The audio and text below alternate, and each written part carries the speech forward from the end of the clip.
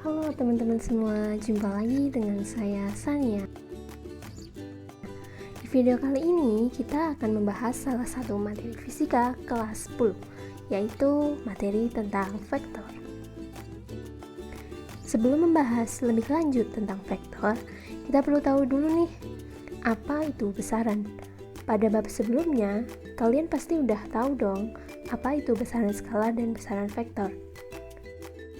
Yap, besaran skalar adalah besaran yang hanya memiliki nilai saja. Contohnya adalah massa, waktu, suhu, jarak, kelajuan, dan juga massa jenis. Sedangkan besaran vektor adalah besaran yang memiliki nilai dan juga arah. Contoh dari besaran vektor adalah perpindahan, percepatan, gaya, kecepatan, dan juga momentum. Vektor digambarkan dengan anak panah. Misalnya kita punya vektor A, di mana A sebagai pangkal vektor dan B adalah ujung vektor. Sedangkan A ke B disebut dengan panjang vektor.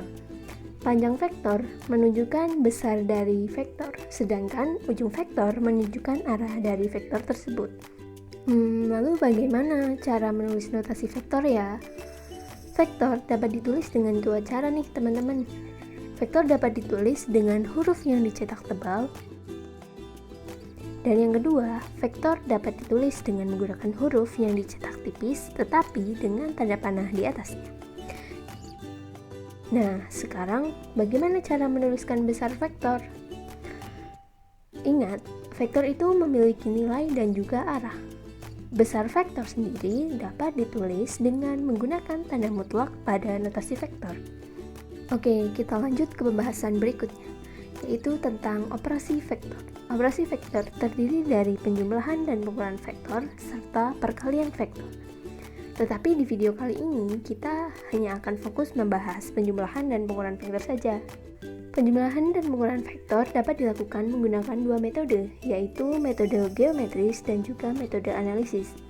Metode geometris sendiri memiliki 4 cara yang dapat digunakan, yaitu metode geometris sederhana, metode segitiga, metode jejar genjang, dan juga metode poligon. Oke, mari kita bahas satu persatu. Metode geometris sederhana. Metode ini dapat digunakan untuk menjumlahkan vektor-vektor yang satu dimensi, artinya vektor tersebut sejajar. Misalnya, kita punya vektor A ke arah kanan dan juga kita punya vektor B ke arah kanan sebagai berikut. Jika kedua vektor tersebut ditambahkan, maka bagaimana hasilnya? Untuk kasus ini, kita dapat menyelesaikannya dengan meletakkan pangkal vektor B ke ujung vektor A. Nah, hasil penjumlahan atau disebut juga resultan dari vektor tersebut adalah panjang dari pangkal vektor A ke ujung vektor B yang kita sebut dengan vektor R atau vektor resultan. Lalu, bagaimana jika kita punya vektor A ke arah kanan, sedangkan vektor B ke arah kiri? Ingat bahwa vektor adalah besaran yang memiliki nilai dan arah, sehingga arah juga akan berpengaruh pada perhitungan vektor. Jika kita menganggap ke kanan adalah positif, maka arah sebaliknya adalah negatif. Cara untuk menyelesaikannya masih sama, yaitu dengan meletakkan pangkal vektor B ke ujung vektor A. Resultan dari vektor tersebut adalah panjang dari pangkal vektor A ke ujung vektor B, seperti yang ditunjukkan oleh vektor R. Gimana? Mudah bukan? Oke, kita lanjut ke cara yang kedua. Cara yang kedua adalah metode geometris segitiga. Cara ini mirip dengan cara yang sebelumnya, tetapi digunakan untuk vektor yang membentuk sudut tertentu satu sama lain. Misalnya, kita punya vektor A dan vektor B sebagai berikut. Cara penyelesaiannya adalah dengan meletakkan pangkal vektor B ke ujung vektor A, kemudian tarik garis dari pangkal vektor A ke ujung vektor B. Sedangkan untuk pengurangan vektor, caranya juga masih sama, yaitu dengan meletakkan pangkal vektor B ke ujung vektor A. Kemudian tarik garis dari pangkal vektor A ke ujung vektor B. Tapi ingat, karena vektor B negatif, maka arahnya harus dibalik terlebih dahulu. Oke, cara yang ketiga adalah metode jejar jenjang. Nah, cara ini sedikit berbeda dengan dua cara sebelumnya. Pada cara ini, kita meletakkan pangkal dari vektor yang akan dijumlahkan di satu titik yang sama. Misalnya nih, kita ingin menjumlahkan vektor A dan vektor B sebagai berikut. Maka, kita harus meletakkan pangkal vektor B ke pangkal vektor A. Kemudian, kita tarik garis yang sejajar dan juga sama panjang dengan masing-masing vektor. Garis ini disebut juga dengan garis bantu.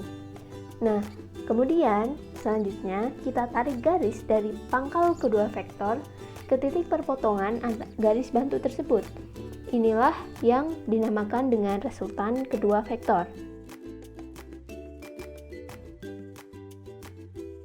Oke, selanjutnya cara yang terakhir adalah metode poligon. Ketiga cara sebelumnya biasanya diterapkan untuk dua vektor. Lalu bagaimana jika kita memiliki lebih dari dua vektor? Jika ada lebih dari dua vektor, maka kita bisa menggunakan metode poligon. Misalnya kita ingin menjumlahkan vektor A, vektor B, dan juga vektor C sebagai berikut. Jika kita menggunakan metode poligon, maka cara menyelesaikannya adalah letakkan pangkal vektor B ke ujung vektor A, kemudian letakkan pangkal vektor C ke ujung vektor B. Terakhir, tarik garis dari pangkal vektor A ke ujung vektor C. Cara ini dapat diterapkan juga untuk penjumlahan 5 vektor dan seterusnya. Oke, selanjutnya kita bahas metode yang kedua, yaitu metode analisis. Metode analisis ini akan dibagi menjadi dua tahap, yaitu metode analisis untuk dua vektor dan juga metode analisis untuk lebih dari dua vektor. Mari kita bahas satu persatu. Oke, yang pertama, metode analisis untuk dua vektor. Misalnya ada dua buah vektor, yaitu vektor A dan vektor B yang membentuk sudut alfa. Panjang dan arah resultan dapat dicari dengan menggunakan metode jejar jenjang. Lalu bagaimana cara mencari besar dari resultan tersebut? Besar resultan dapat dicari dengan menggunakan rumus berikut. Resultan R sama dengan akar dari besar vektor A kuadrat ditambah besar vektor B kuadrat ditambah 2 besar vektor A dikali vektor B dikali cos alfa, di mana alfa adalah sudut yang terbentuk antara kedua vektor. Sedangkan arah dari vektor dapat dicari dengan menggunakan rumus besar vektor R per sin alfa sama dengan besar vektor A per sin beta sama dengan besar vektor B per sin gamma, seperti yang ditunjukkan pada gambar. Oke, metode selanjutnya adalah metode analisis untuk lebih dari dua vektor. Apabila ada 3 buah vektor seperti yang ditunjukkan pada gambar, kita dapat menyelesaikannya dengan langkah-langkah berikut. Yang pertama adalah menguraikan vektor ke sumbu X dan sumbu Y.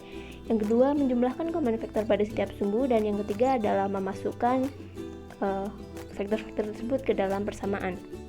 Hal pertama yang harus kita lakukan adalah menguraikan vektor tersebut ke dalam sumbu X dan sumbu Y. Contohnya, vektor A seperti yang terlihat pada gambar, kita uraikan ke dalam sumbu X dan sumbu Y.